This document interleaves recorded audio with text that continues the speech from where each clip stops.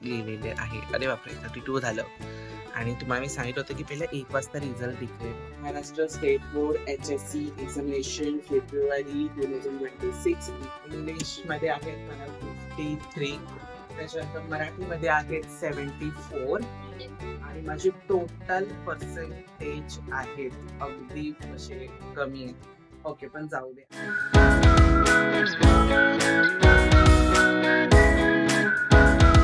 आहात तुम्ही सर्व. खूप दिवसानंतर व्हिडिओ येतोय. त्यामागचं कारणही तुम्हाला सुद्धा नक्कीच माहिती पडलं असेल, की बऱ्याच दिवसानंतर व्हिडिओ येतोय. अगदी 2 वीक्स झाले आपला व्हिडिओज आलाच नाहीये. आता छान मी फ्रेश झालो. देवपूजा माझी करून झालेली आहे. म्हणून थोडी केस ओली आहेत म्हणून ती मी तशी ठेवलीत. ओके. त्या गोष्टीला इग्नोर करा. पण आजच्या व्हिडिओचा टॉपिक तुम्हाला माहितीच आहे काय आहे. थंबनेलवरून सुद्धा नक्की समजलं असेल. तर तुम्हाला माहितीच होतं, की मी एच-एस-सीची एक्झाम दिली होती. म्हणजे आपली बोर्ड 12th बोर्डची जी एक्झाम आहे ती दिली होती.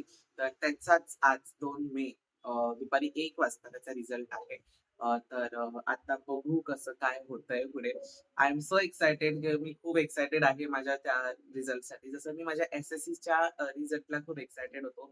अगदी त्याच याच एच-एस-सीच्या ह्याला पण खूप एक्सायटेड आहे. आणि एस-एस-सीच्या वेळेला आमच्याकडे लॅपटॉप नव्हतं. पण यावेळेस आमच्याकडे लॅपटॉप आहे. सो मी लॅपटॉपवरून माझं रिझल्ट चेक करणार आहे. तर त्यासाठी पहिला आपण लॅपटॉप चालू करूया आणि काउंटडाऊन तुम्हाला मी दाखवतो लॅपटॉपवरूनच की कसं आहे. अजून किती मिनिट्स बाकी आहेत. ओके. तर हा एचपीचा लॅपटॉप आहे. हा मनविताच्या कामासाठी आम्ही घेतला होता. चालू हो, चार्जिंग बी नाही आहे ना. रिझल्टच्या वेळेस मध्येच बंद पडायचा. एक सेकंड. होतोय चालू होतो आहे. झालाय चालू. स्वामी महाराज दिसलेत. आता मी पटकन जरा पासवर्ड टाकून घेतो. येस, ओपन झालाय.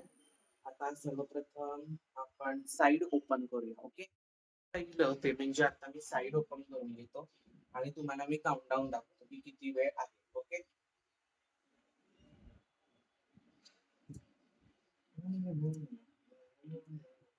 मी खूप एक्साइटेड आहे माझ्या त्या रिझल्टसाठी.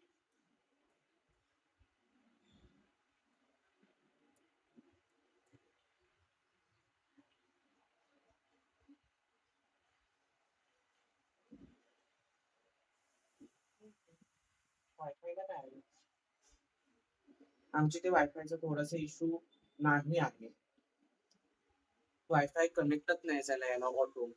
आता मोबाईलला कसं आपल्या ऑटोमध्ये असतं, सो आपण जेन्युइनली पटकन कनेक्ट होऊन जातं. असं लॅपटॉपला नाही, मी नेहमी विसरलो. त्यामुळे तो माझा फोटो सुद्धा तिकडे आला नाही आणि मी घाबरलो.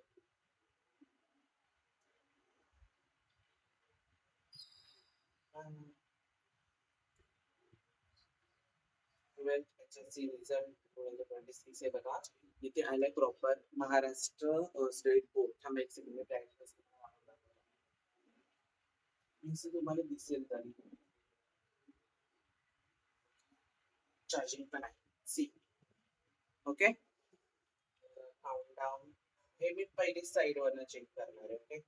Oh my God.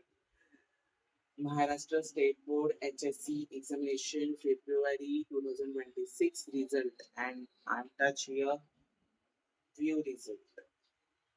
Oh, 33 फक्त मिनिट्स बाकी आहेत. ओन्ली 30 फेस कॅमेरा आहे.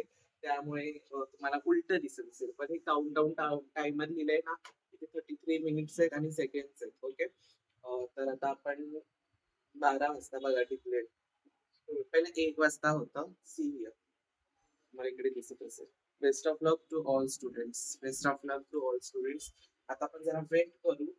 त्याच्यानंतर आपण पुढची जी काही प्रोसेस आहे ती करू. तर माझी देवपूजा वगैरे झाली. माझा फक्त नाश्ता बाकी आहे. तो मी आता नाश्ता करून घेतो. नाहीतर माझा एस-एस-सीचा रिझल्ट होता ना त्यावेळेस लय मज्जा आली होती आणि आता सुद्धा तशी येणारच आहे मज्जा. बघू स्वामी कृपा. बाकी मी काहीच म्हणू नाही शकत. लिहिलेले आहे. अरे बापरे! 32 झालं. आणि तुम्हाला मी सांगितलं होतं, की पहिला 1 वाजता रिझल्ट डिक्लेअर होणार आहे. पण 1 वाजता नाही, सॉरी. इथे तुम्ही बघू शकता.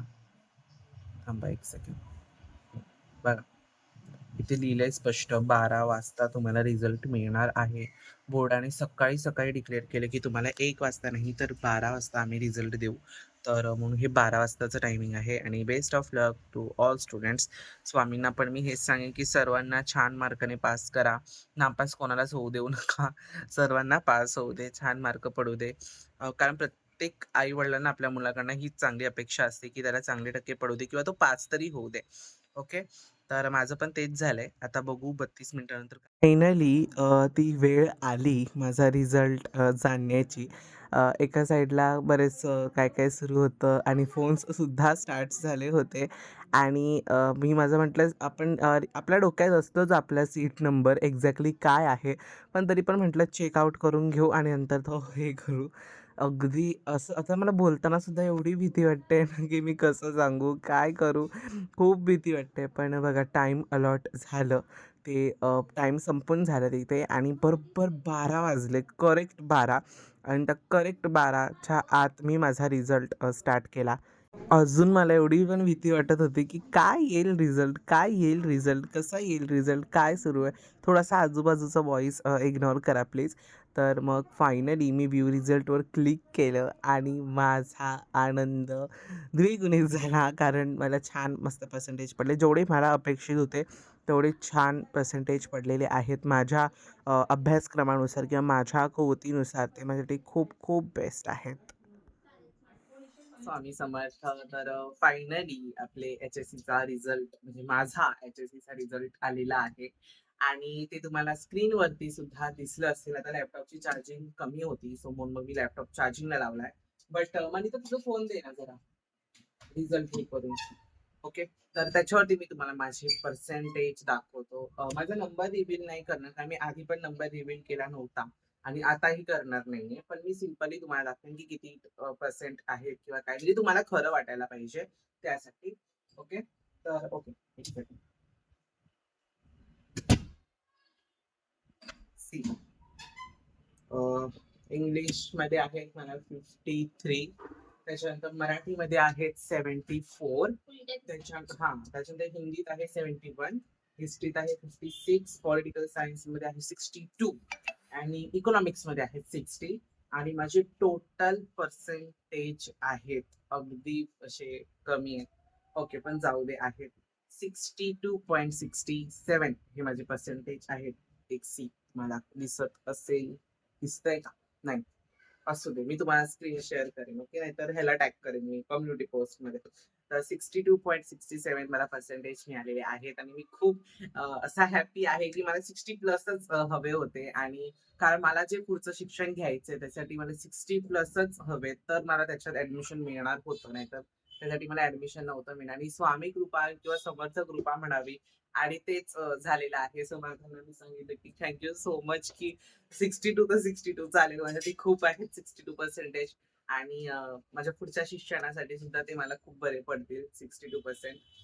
चला आता मी छान देवापुढे गोड म्हणून आता सध्या साखर ठेवतो. त्याच्यानंतर बघू पुढे काय घेता येत असेल ते आपण घेऊ खालती जाऊन. आता सध्या तात्पुरती मी साखर ठेवतो आणि चला. सगळ्यात महत्त्वाचं ज्यांच्यामुळे मी छान मार्कांनी पास झालो, त्यांचा मान त्यांच्यापर्यंत पोहोचलाच पाहिजे. म्हणून पहिलं देवासाठी घेतले होते पेढे, त्याच्यानंतर आमच्या आवडीचा खाजा म्हणतात आणि खास करून लालबाग परळमध्ये जे लोकं राहतात, काळा चौकी, लालबाग परळ, त्यांच्यासाठी लाडू सम्राट म्हणजे प्रत्येक अशी सॅटिस्फॅक्शन आहे, की कधी काहीही चांगल्या गोष्टी असू दे, लाडू सम्राट मॅन्डेटरी आपल्यासाठी. तर म्हणून आमचे जे पेढे आणले होते ना वाटायला, ते सुद्धा लाडू सम्राटमधूनच घेतले होते. तर आता आहे ना, ह्या अशा कॅरी बॅग्स मी घेऊन आलो होतो. म्हणजे प्रत्येकाला 2-2 पेढे आपल्याला देता येते. आता देवाच्या ठिकाणी मला द्यायचे होते, म्हणजे मठामध्ये द्यायचं होतं. तिथे मी 5-5चे असे पॅकेटं बनवले, जिथे मला देवांचे द्यायचे होते आणि जे काही पाहुणे किंवा जो कोण आपल्या शेजारी-पाजारी असतील, तर त्यांना देण्यासाठी खास करून आम्ही 2-2चे असे पॅकेट्स मी तयार केले, जेणेकरून ते त्यांना मला इझिली देता येईल. बघा अशा प्रकारचे 2-2 पॅकेट्स मी तयार केले. म्हणजे हातावर देण्यापेक्षा एकेकाला 2-2 देऊन टाकले ना, की बरं पडतं किंवा एका घरामध्ये आपण 2चा म्हणजे हा एक सेट दिला तरीसुद्धा छान पडतं. तर हे काम होतं आणि हा पेढा ना खरंच सांगू एक नंबर लागतो आहे. केसरी पेढा आहे तो आणि मला इतका आवडला आहे ना, खरंच प्रचंड मला हा आवडला आहे. त्याच्यानंतर लाडू सम्राटमध्ये पिस्ता नावाचा पण एक आहे, तो सुद्धा एक नंबर पेढा आहे. मी दोन्हीसुद्धा पेढे घेतले होते, पण बाहेर वाटण्यासाठी म्हणून म्हटलं की आपण हे पेढे घेऊया आणि खूप सुंदर आहेत. अगदी नॉर्मल रिझनेबल रेट्समध्ये ते आहेत. 780 का 790 रुपये किलो आहेत. जर ते तुम्हालासुद्धा हवे असतील तर लालबागला जे लाडू सम्राट स्टोअर आहे, तुम्ही तिकडे जाऊ शकता. खूप बेस्ट आहे. सम्राटच्या मिठाई किंवा कुठलाही पदार्थ म्हणा, तो तर मी लहान असल्यापासून खातो आहे. म्हणजे कमीत कमी बरेच वर्ष झाली ते मी खातो आणि लाडू सम्राटचा खास करून बटाटा वडा मला खूप आवडतो. त्याच्यानंतर हा एक दुसरा जो केसरी पेढा आहे ते आहे. त्याच्यानंतर गणपतीमध्ये आम्ही छान 1.25 किलोचा आमचा प्रसाद असतो गणपती बाप्पाला दरवर्षी. तर तो पण आम्ही लाडू सम्राटमधूनच घेतो. कुठला प्रमोशनल व्हिडिओ नाही किंवा असं काही नाही. पण जिथे बेस्ट टेस्ट मिळते तेच मी तुम्हाला रेकमेंड करतो. तसं गौरीशंकर आहे आपल्या परेलचं. त्यांच्याकडे सुद्धा छान-छान मिठाई मिळते. पण मी गौरीशंकरचं इतकं जास्त ट्राय केलं नाही आहे. पण त्याच्यापासून जास्त ट्राय तर मी आपलं लाडू सम्राटच केलं आहे. तो एक पेढा आता माझा झाला होता, एकच उरला होता म्हणून आणि खरंच मी सिरियसली सांगतो मी पास झालो. त्याच्या आनंदामध्ये मी इतकं गोड खाल्लंय, इतकं गोड की काय म्हणू? म्हणजे देवाला ठेवलं होतं ते तर झालंच. पण त्याच्यानंतर कोण-कोण येतात पाहुणे ते भरवतात. मग त्यांच्याकडनं पण ते पण खाणं होतं. परत मी बनवतो ते पण खातो. तर अशा प्रकारे आजचा आपला छान मस्त व्हिडिओ होता.